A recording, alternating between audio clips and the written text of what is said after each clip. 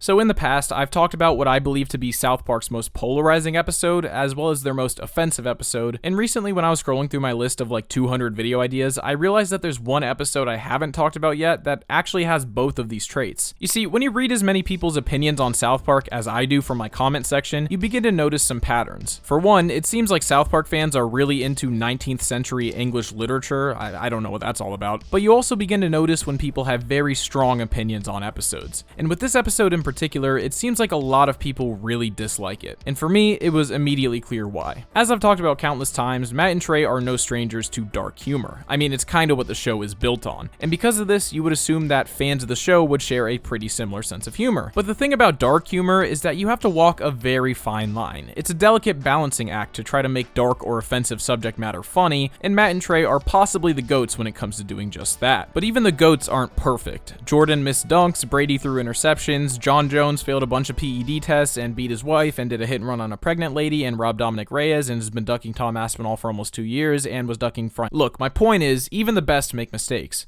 So in 2006, when South Park released what is widely considered to be one of the darkest episodes of the entire show, the reception from the fans wasn't exactly positive. And even to this day, its IMDb user rating places it amongst the lowest rated episodes of all time. So all of this begs the question, what went wrong? I mean, this is the same show where the highest rated episode had a kid eat his own parents in a chili. What could they have possibly done to turn off so many fans? How did a show built on dark humor make something so dark that it became so hated? So I took it upon myself to try to answer these questions. Today, we're talking about Stanley's Cup. This is how South Park's darkest episode became so hated.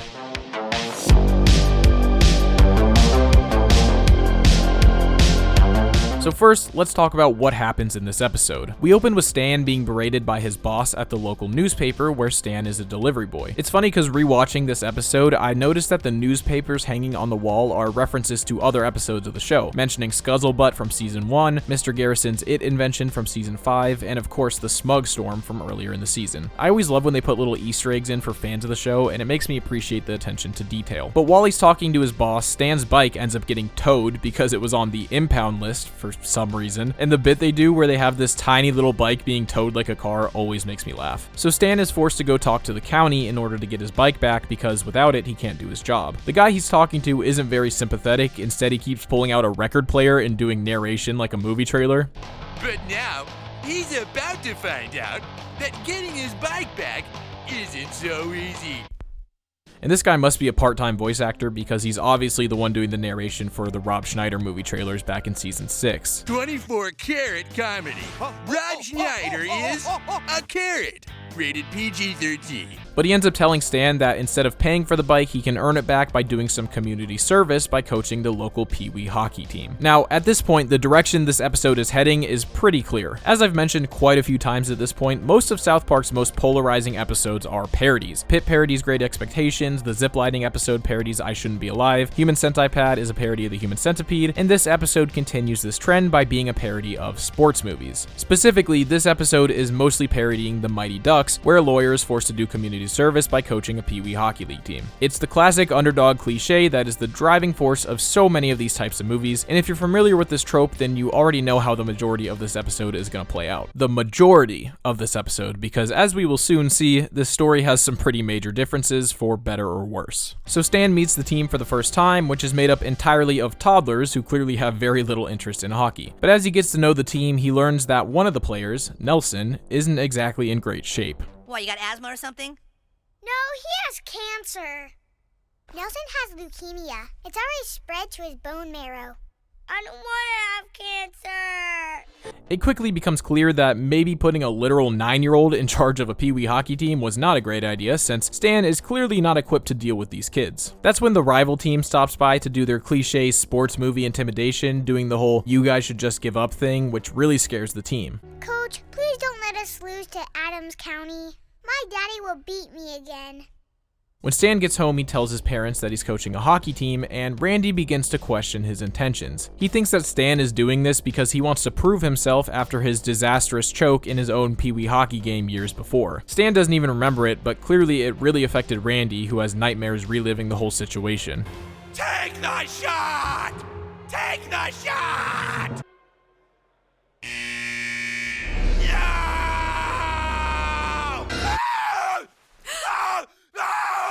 I also find it pretty funny that they make it look like this is like the 70s with Randy's sideburns and haircut, despite the fact that this was only supposed to be like 5 years ago. So the next day during practice, Nelson's parents show up to talk to Stan about his condition. It's not looking great, and the parents ask Stan if he can talk to Nelson. What do you say to somebody who's dying, huh?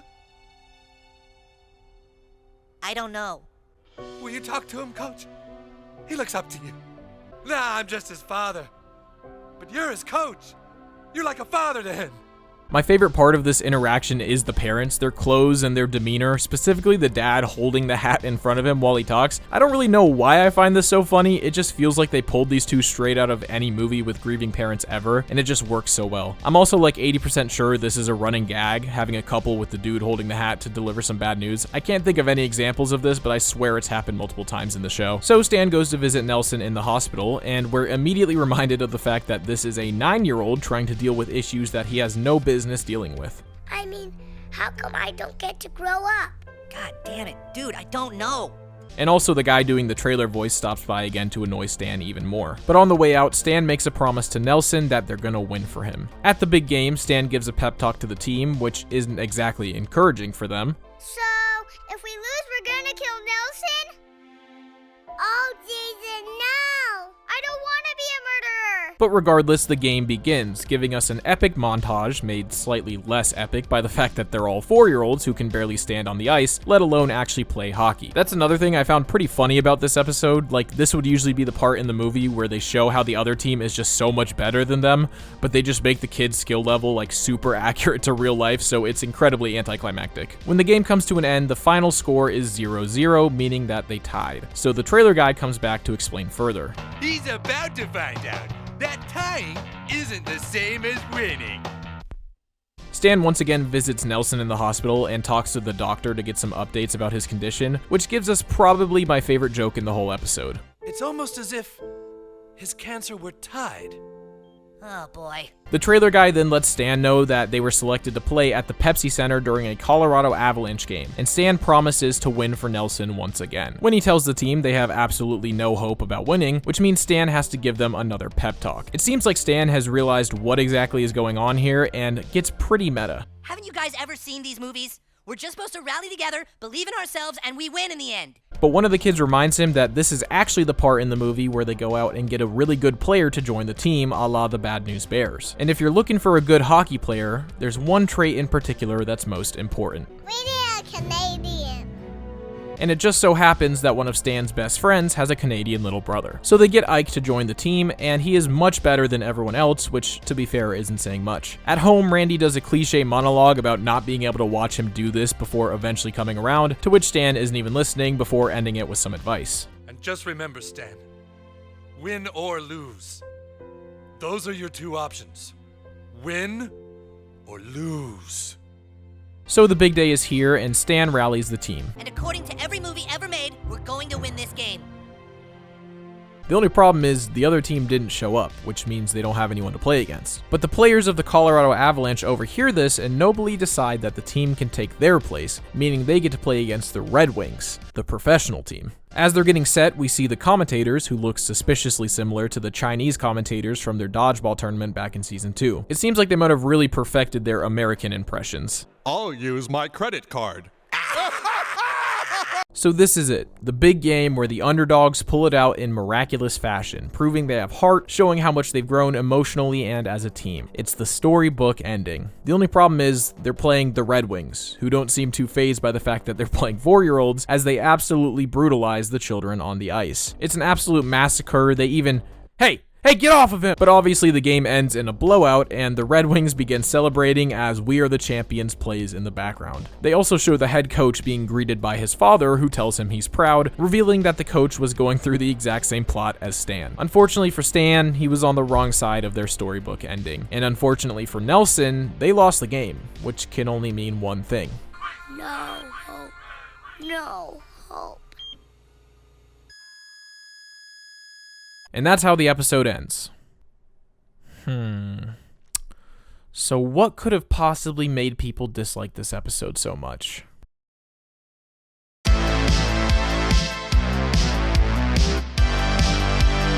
So it might seem kinda obvious why this episode is so polarizing, but for the next few minutes, I'm gonna pretend like the answer isn't immediately obvious and talk about what else this episode could have done to turn off fans. So first, let's talk about parodies. Now, in my other videos, I've talked about how not understanding the parody is a big part of the reason people don't like those episodes, but in this case, I don't think that applies as much. I think you'd be pretty hard-pressed to find someone who has never seen a sports movie, or at least a movie with an underdog story of some kind, so I don't think that would really affect the average viewer's experience.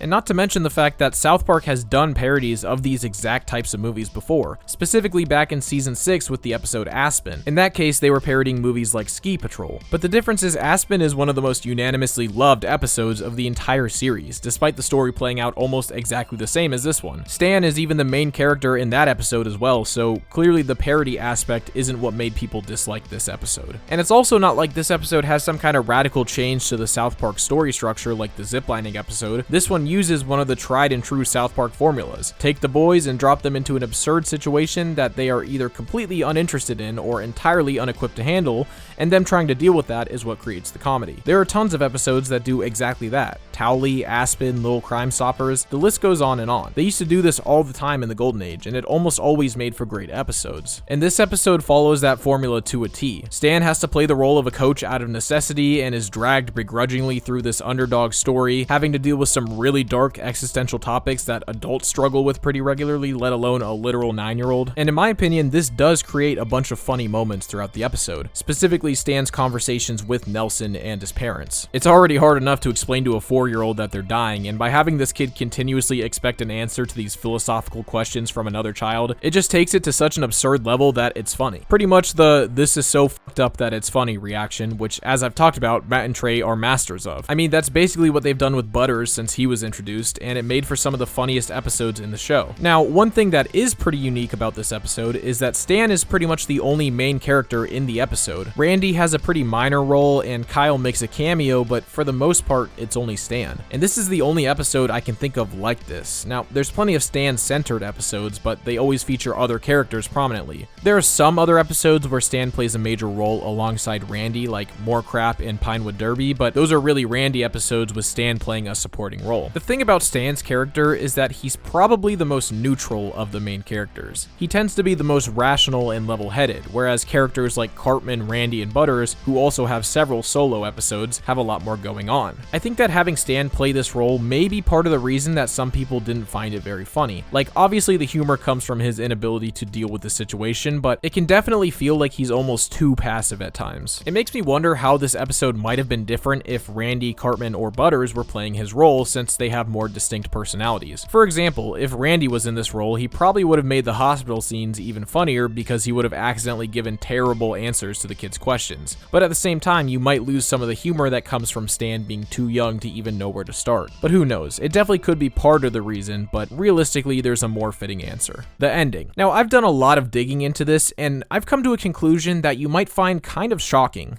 Most people do not like seeing kids die of cancer. Now look, in reality, this video could have been a lot shorter if I had just done this. So why did this episode become so hated? No hope. No hope. You know, I think that's probably why. But A, that would have been a lot less fun, and B, I do actually believe that there's more to it than just that. I mean, sure, it would be easy to just say, yeah, I think it's the fact that the 4-year-old dies of cancer at the end. But I genuinely think that's only part of it, so allow me to explain why. Let's start with what Matt and Trey were going for with this ending. Obviously, as Stan points out in the episode, the ending of every sports movie is the part where they rally together to win the big game and save the day, the storybook ending. And because everyone knows this, that's what everyone was expecting going into the end of this episode. I mean, maybe not everything would go perfectly because it's still South Park, but they're not gonna actually kill the kid, right? But arguably the most important part of comedy is the subversion of expectations. Of course, Matt and Trey know this, so they decided to really subvert some expectations. Now, the reason I say that the kid dying can't be the only reason that it's so hated is because they've actually done pretty much this exact same thing before, and that episode is one of the highest rated episodes in the entire show. You see, back in season 5, they released an episode episode called Kenny Dies, in which Kenny is sick with a terminal illness in the hospital. Now, obviously, it's a gag that Kenny dies quite frequently in the show, but this episode was different. This was serious. All of the boys are grieving the potential loss of Kenny, and it's genuinely sad. And at the end of the episode, he actually dies. And it's not like he gets better, then dies in a wacky way for some comedic relief. He dies in the hospital from his disease, and they make it even worse by having Stan come too late. In my opinion, this is way more sad than Stanley's Cup. I mean, this isn't some random kid, this is Kenny, the fan favorite character. And this was actually supposed to be the end of his character. He's missing from all of the next season before they finally decide to bring him back. But like I said, that episode is loved by fans, yet it plays out almost the same as this one. So why? Well, I actually have a whole video about this episode, one of my earliest South Park videos, so I'll give the abridged version here. Despite how sad this episode is, it's also really funny. The fact that it plays out so seriously is ironically what makes it funny, because Kenny dies all the time and no one ever cares, so framing it like it's some life-altering event when they're usually so casual about it is what makes it darkly hilarious. It also has a Cartman side plot that's super funny. So the episode is funny in spite of the dark stuff. Stanley's Cup, for many people, is dark in spite of the funny stuff, which leads us back into what I was talking about in the intro. Dark humor is a balancing act. Now, I'm a firm believer in the idea that absolutely nothing is above being joked about, whether it be dark topics like this, offensive topics like race or gender, everything. But the key to doing it successfully is in the balance. The darker the topic you cover, the funnier it has to be. The joke has to be at least as funny as it is dark or offensive. It's a very precise balancing act, and messing it up often leads to pretty bad results. It's why I tend to cringe when I hear people talking about having a dark sense of humor, but the extent of their humor is the same tired racist joke that their great-grandpa was telling. I mean, at least try to say something creative or clever in your racist joke. South Park has been doing it for 27 years, and they're still kicking. And in fact, South Park is the perfect example of this concept. Their success is built on the fact that no matter how edgy they get, making people laugh is always the priority. But tangent aside, my point is that you can make a kid dying of a terminal illness funny. They did it years before this episode. But the difference is that for a lot of people, this one simply wasn't funny enough to outweigh an absolute bummer of an ending. So basically what I'm saying is that it seems like the reason so many people dislike this episode is that it was darker than it was funny. Was this an unnecessarily confusing and long-winded way of coming to a conclusion that most people could have pointed out immediately? Absolutely. But hey, I'm a YouTuber. If there's one thing we're good at, it's making surface level observations, over-explaining them, and presenting it as if it's some kind of groundbreaking revelation. And that brings us to the part where I share my own opinions on the topic in a desperate plea for validation from my supporters, only to ignore said supporters and fixate on the few hateful comments I get that validate my internalized feelings of inadequacy, since my opinions are intrinsically tied to my own self-worth.